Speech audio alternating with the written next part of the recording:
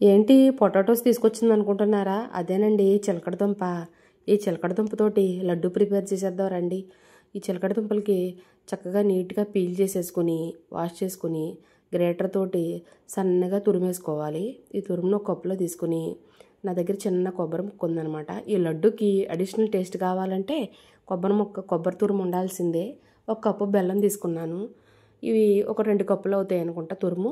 ఇంకా మెజర్మెంట్ అంటూ ఏమీ ఉండదు, మనం తీసుకున్న దాన్ని బట్టే ఉంటుంది. 4 యాలక్కాయలు బాండీ పెట్టుకుని స్టవ్ ఆన్ చేసుకుని ఒక 4 స్పూన్లు నెయ్యి వేసుకున్న తర్వాత కొబ్బరి ఆగడానికి కొంచెం టైం పట్టింది కాబట్టి ఇది ఫస్ట్ వేయించుకున్న తర్వాత కొంచెం వేయించుకోవాలి.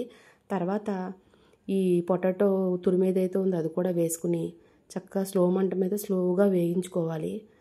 బెల్లం పౌడరు ఈ మంచి కలర్ వచ్చాక ఈ బెల్లం పౌడర్ కూడా వేసుకుంటూ కొంచెం వేసుకుంటూ, అంటే మనం టేస్ట్ బట్టి తీపిని చూసుకుంటూ అడ్జస్ట్ చేసుకోవాలన్నమాట.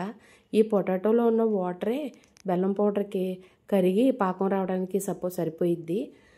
చక్కగా ఉండ చుట్టుకునే అంత పాకంలాగా వస్తుంది అనమాట దగ్గరగాను. తర్వాత చిన్న గిన్నెలో కొంచెం నెయ్యి వేసుకుని ఒక స్పూను గసగసాలు వేసుకుని చక్కగా మంచి కలర్ వచ్చే వరకు వేగించుకుని కలిపేసుకోవాలి.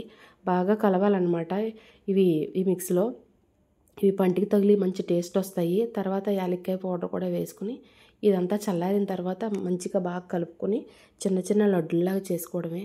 ఇవి పొటాటోస్ అన్న మాటే కానండి, స్వీట్ పొటాటో లడ్డు అంటే చాలా టేస్ట్గా ఉంటుంది. ఒకసారి మీరు కూడా ట్రై చేయండి. ఓకేనా? Thank you.